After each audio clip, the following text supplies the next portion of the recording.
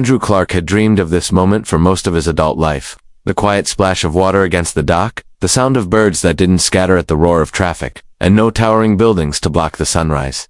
After decades in the city, this lakeside home felt like salvation. Pinebrook Village was small, gated, and tucked along a man-made lake that sparkled like glass in the morning light. His property sat right at the curve where the shoreline dipped inward, creating a secluded nook that felt like it belonged only to him. He moved in quietly, no big truck, no hired crew. Just him, his dog Lucky, and 3 carefully packed containers of his past life.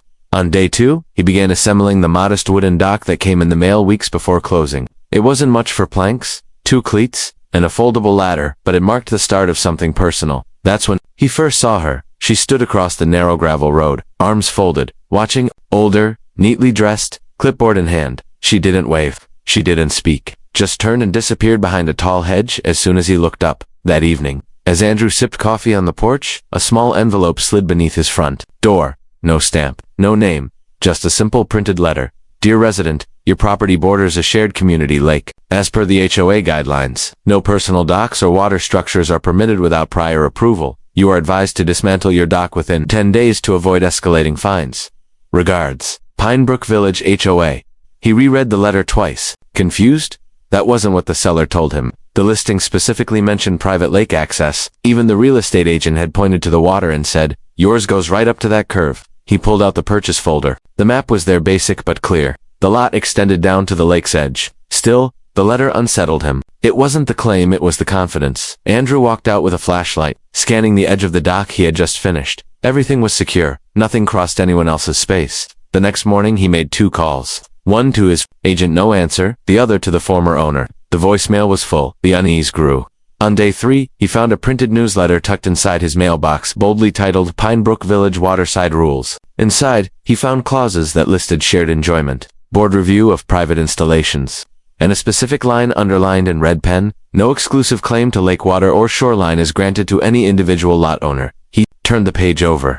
At the bottom, signed, Linda Marks, HOA Chair. The name lingered. It had to be her, the woman by the hedge. Andrew looked out across the lake. It was still peaceful, but now it felt like something watched from beneath its surface. Not fish, not wind. Something bureaucratic and territorial. He didn't take the dock down. Instead, he brewed stronger coffee, sat a little closer to the water each morning, and started going over every page of his property documents. By the end of the week, he noticed something strange. Page 5 through 8 of the deed package were missing, jumping straight from boundary survey to miscellaneous clauses, and someone was now parking across the road. Same car, same time, every morning. Engine running. Andrew didn't believe in coincidences. Not out here. Not anymore. 3 days after the anonymous letter, Andrew heard a knock at the door just after sunrise. He wasn't expecting company. Dressed in a plain blue coat and clutching that same clipboard he'd seen earlier, the woman gave a tight-lipped smile when he answered. "Mr. Clarke," she said with mechanical cheer. "I'm Linda Marks, chair of the Pinebrook Village HOA. He nodded. "I figured."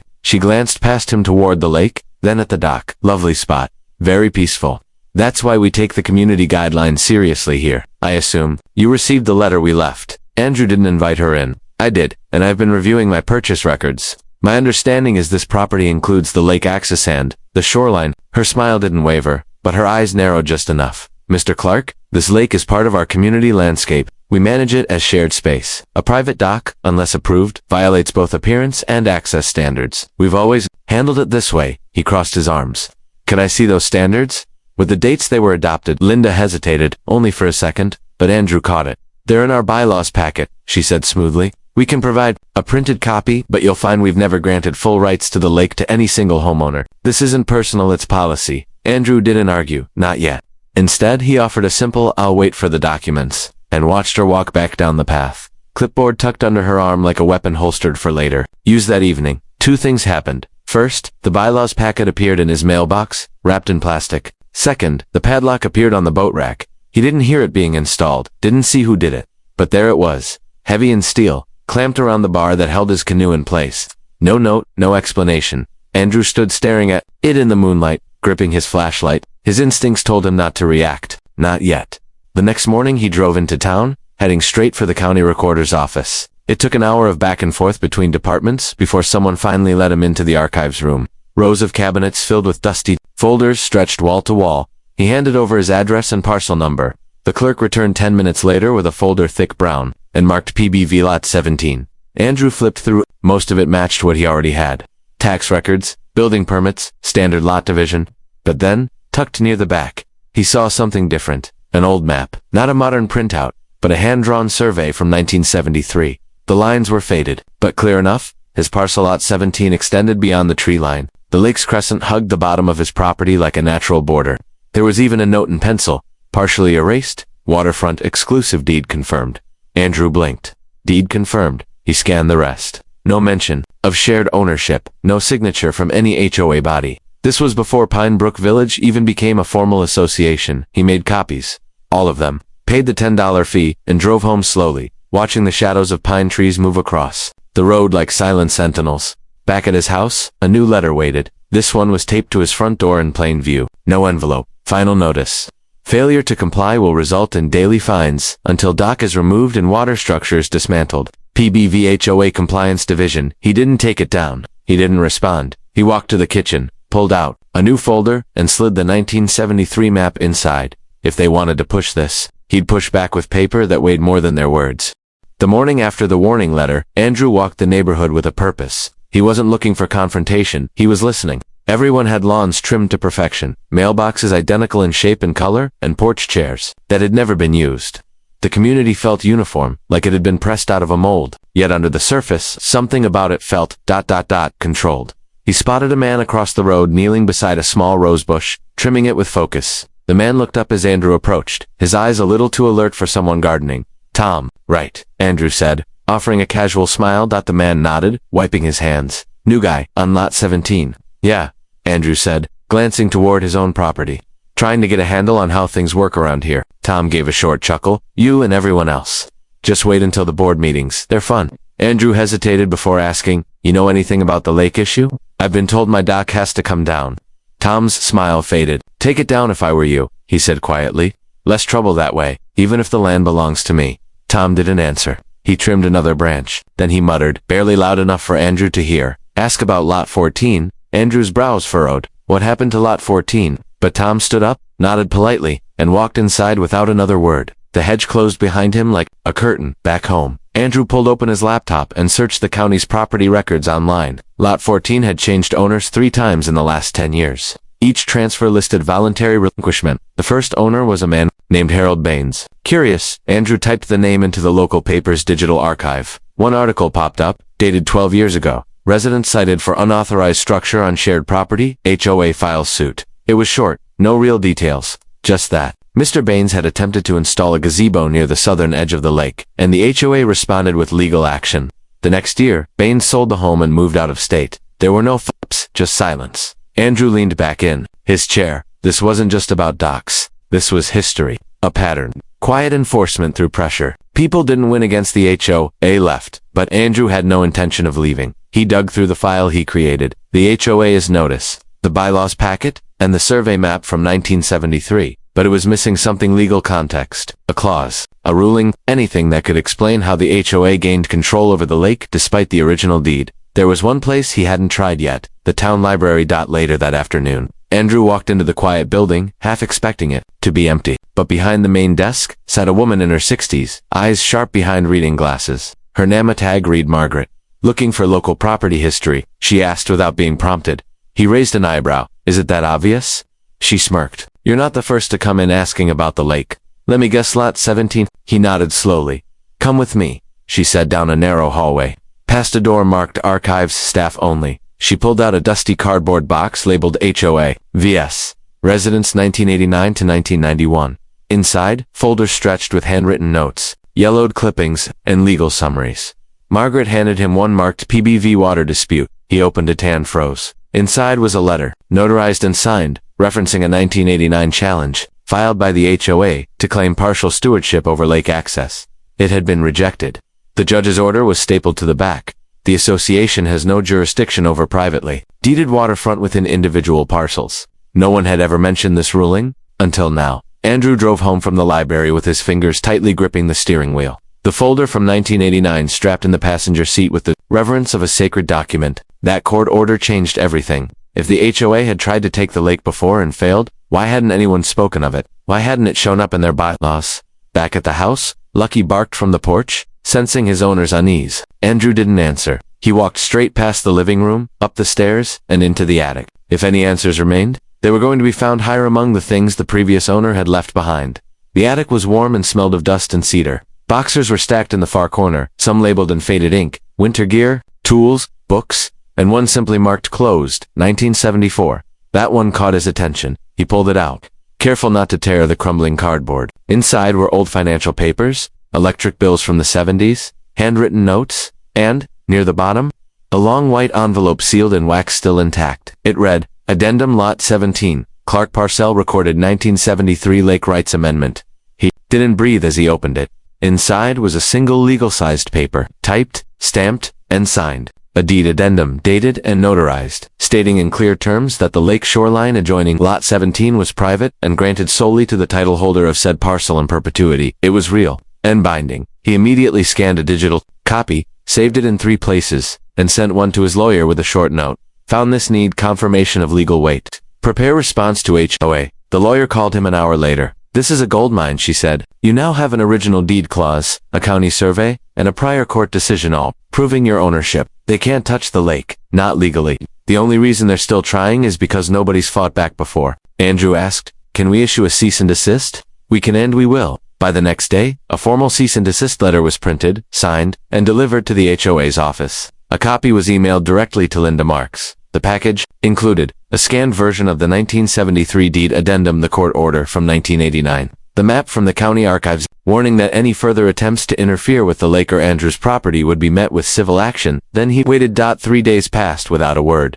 but the silence didn't feel like surrender. It felt like gathering storm clouds. On the 4th morning, Andrew awoke to find a small flyer stuffed into every mailbox on the block, including his own. It was titled, Emergency HOA Community Meeting, RE Waterside Ordinance Review. The meeting was scheduled for that Friday evening, in the community hall. He had no doubt what the agenda was. That evening, as Andrew stood on his porch staring at the lake, Lucky began barking again. A silver sedan had pulled up across the road, the same one that had appeared on his first week in the neighborhood. But this time, the driver didn't stay hidden. Linda Marks stepped out, holding a folder. She didn't approach the porch. Just stood at the edge of the driveway and met his gaze. Bring everything, she called out. Andrew nodded. I will. And for the first time since the dock was built, he saw something unfamiliar on Linda's face. It wasn't confidence, it was concern. The meeting room at the Pinebrook Community Hall filled faster than Andrew expected. Rows of folding chairs lined up with precision, HOA board members seated at a long table up front. Linda Marks sat in the center, flanked by 2 others. Andrew hadn't met faces older, expressions harder. A projector buzzed quietly in the background. Residents murmured as Andrew entered. Some glanced at him with polite curiosity. Others avoided his eyes entirely. A few, he noticed, seemed uneasy. He carried a slim black folder under his arm and walked calmly to the seating area. But he didn't sit. Linda cleared her throat, the microphone crackling as she adjusted it.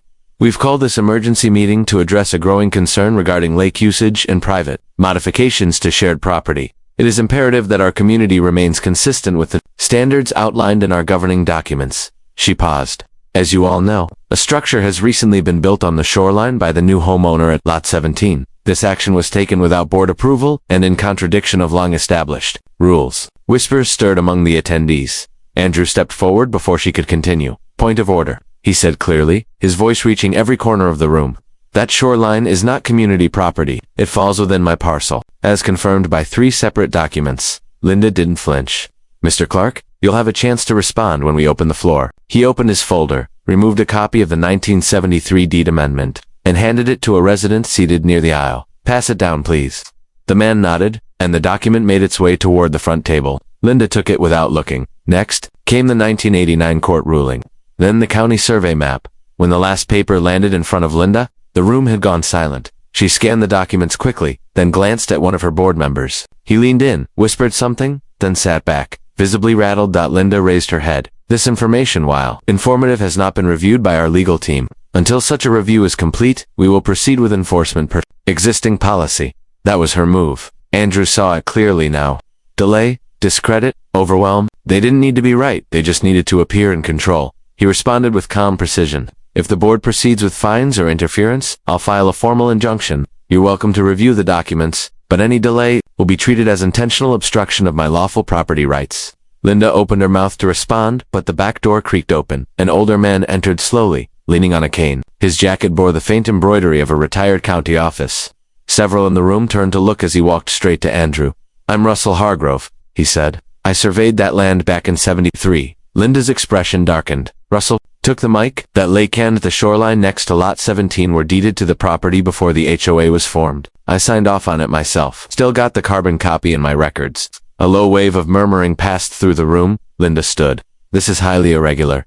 Mr. Hargrove is not. He's the one who drew the lines." Andrew interrupted. "And those lines were filed and sealed before your board existed." Russell looked at the audience. "You've all been told that lake is shared, but not one of you has seen the original deeds, have you?" No one raised their hand. Linda reached for her gavel but stopped halfway. The room was no longer with her. Andrew remained still. He had said what needed saying. Now, all he had to do was wait. The silence after Russell's declaration hung heavy in the hall. Linda Marks no longer held the room. Faces once nodding along to her words were now trading glances. Many uncertain, a few openly suspicious. Andrew knew the shift wasn't final yet. The HOA was built on habits, and habits die slowly. But cracks had started forming, and now they were visible to everyone. He didn't return to his seat. He stood near the podium, allowing the residents to absorb the weight of what had just been revealed. Linda, still at the head of the table, cleared her throat again. "Regardless of this, surprise testimony," she said, her voice sharper now. "We will reconvene once our legal counsel has reviewed the documents. Until then, all lake-related constructions remain unauthorized." Andrew responded, calmly, "Your own policy manual says that if a property boundary predates the association's jurisdiction, the HOA has no authority to override it. I've already submitted the documents to a civil attorney. If this board continues enforcement action, it'll face a lawsuit with names attached." A murmur rippled through the crowd. He let it settle, then added, "You've tried to erase history because it didn't serve your control, but I kept my receipts. And now, so does everyone else." He left the podium without further argument. Outside, night had fallen. Porch lights glowed across the neighborhood. A few residents lingered by the community building, speaking in hushed tones. Some nodded to Andrew, others avoided eye contact. The next morning, he uploaded scanned copies of every document deed amendment, survey, court-ordered to a new blog page titled, "The Truth About Pine Brooks Lake." He shared the link on the community message board. Then he waited. The first day, nothing happened. The second day, the post had over 300 views and 40 comments, most from residents. Some were angry, some confused, but several asked the same question: why were we never told about this court case? If this happened in 1989, how did it get buried? Did the board know about this and ignore it? Then someone posted, anonymously, "Linda removed an old binder from the HOA records closet 2 years ago, said it was outdated. Maybe this was in it." The momentum was shifting again, not because Andrew had forced it but because the truth had weight. By the end of the week, Linda issued a statement on behalf of the HOA claiming they were working diligently to clarify historical discrepancies and asking for cooperation and patience. That same night, Andrew found a printed newsletter folded in half in his mailbox. It was unsigned, but the title read, HOA, Mismanagement, How Long Has the Board Lied? Inside were screenshots from his blog, legal excerpts from the 1989 ruling, and direct quotes from the bylaws. It was clear someone else in the community had decided to speak up. Andrew hadn't written it, and that made it even more powerful then. The final blow came. A resident named Amanda, who lived 2 houses down, posted a video online. In it, she showed the original HOA welcome packet she'd received 6 years ago, an earlier version that made no mention of the lake being shared property. It supported Andrew's claim further. The document had changed sometime after Amanda moved in. The video was picked up by a local neighborhood news group and shared over 1,000 times. Now, the story was out. Linda stopped returning calls. The HOA board canceled its next scheduled meeting, citing internal review, and for the first time since Andrew had built that dock, no new letters arrived at his door, but he knew it wasn't over, not yet. The silence from the HOA didn't last. 2 weeks after the fallout from the community meeting, a thick envelope arrived at Andrew's door, this time bearing the seal of a local law firm. It was an official notice. The HOA had filed a petition for arbitration, arguing that communal interest in the lake overrode any individual claim, citing neighborhood cohesion and environmental management as justification. Andrew wasn't surprised. It was their last maneuver to turn the issue into a legal gray zone, hoping a slow grind through the system would wear him down. But he was ready. His attorney, Sarah Malik, had already compiled a watertight response, a chronological bundle that included the 1973 deed addendum, the hand-drawn survey signed by Russell Hargrove, the 1989 court ruling, the bylaws evolution, and Amanda's video showing the altered HOA packet. The hearing was set for the following Friday in district court. That morning, Andrew wore a simple gray coat and carried nothing but a slim black case. The courtroom was modest, 2 rows of seats for observers, a plain desk for the judge, and a legal clerk who barely looked up as people filed in. Linda was there, seated beside 2 suited men, who whispered frantically as Andrew entered. She didn't acknowledge him. Sarah walked in right behind him, eyes calm, her expression unreadable. The judge, a middle-aged man with tired eyes and a habit of tapping his pen, called the session to order. The HOA's lawyer began first, laying out their argument with confident formality. The lake has long been treated as a shared space by the community, even if deeded otherwise. Decades ago, usage and expectation over time established communal right, what is known in property law as easement by implication. Sarah let them finish uninterrupted. Then, with quiet precision, she opened their response. "Your Honor," she said, "this is not about public perception or usage habits. It's about clear, recorded property law. My client possesses a deed amendment, legally notarized and filed with the county, granting exclusive rights to the lake within his boundary. We also present a court ruling from 1989 confirming this limitation on the HOA's authority." She handed over the documents. The judge skimmed them in silence. Sarah continued, "Furthermore, we have testimony from the original county surveyor, still living, and visual evidence of the HOA's own documentation changes, which indicate a deliberate concealment of material facts from homeowners." Linda shifted uncomfortably. In her seat, the judge raised a brow. "Is this the same HOA that filed suit against a previous resident in the late 80s? "Yes, Your Honor, and that case was decided against them." He tapped his pen once, twice, then looked up at, "Read enough property. Law is clear. The HOA cannot override a deeded private boundaries, especially one that predates its existence. This lake belongs to Mr. Clarke. Full rights, no restrictions." There was no applause, no cheers, just a stunned silence. Linda's lawyer leaned back. In his seat, Linda herself sat motionless, eyes staring at nothing. The judge continued. "The HOA is hereby ordered to cease all enforcement activity related to the lake. Additionally, due to the documented history of misleading enforcement and psychological coercion, restitution for property damage is warranted." He turned to Andrew. "Submit receipts for dock repair, storage delays, and legal fees. We'll process them." As Andrew stood to leave, he glanced at Linda one last time. She didn't meet his gaze. Outside, the sky was bright, cold, and silent. News of the court's decision would spread fast, but it didn't matter anymore. The fight was over. Almost weeks passed. Snow began to kiss the edges of the lake, softening its outline like nature's apology. The air was still. No padlocks returned. No cars lingered across the road, and no one from the HOA came by, not even to fake a smile. Andrew noticed more neighbors waving now. Some even stopped to chat, brief, cautious, but different from before. Linda Marks hadn't been seen since the court decision. Rumors spread fast. Some said she'd stepped down quietly, others whispered about a board reshuffle. No official word ever came, and Andrew didn't chase it. He had what he wanted, peace. Then, one morning, just before dawn, he found a thick cream-colored envelope sitting at the base of his front door. It hadn't gone through the mail, no postage, no name on the front. He picked it up carefully, noticing the wax seal on the back pressed with a simple imprint, PBV. He opened it slowly. Inside were 3 items. The first was a single photograph, black and white, edges curled with age. It showed a young woman, maybe in her teens, standing at the edge of the lake right where his dock now sat. She wore a sundress, smiling at the camera, one hand outstretched toward the water. On the back, written in faded pen, "Summer, 1973, before they changed everything." The second item was a printed letter and signed. "There was a time when the lake wasn't fought over. Before the bylaws, before the fences, when it belonged to the people who loved it, not to the ones who wanted to own it. I tried to keep it that way. But somewhere along the line, I became what I hated. I hope you protect it better than I did." There was no name, no reference. But Andrew didn't need one. The handwriting on the envelope matched the old HOA letters. Linda had delivered this herself. The third item was more practically unofficial. Resignation form from the HOA board, stamped and notarized.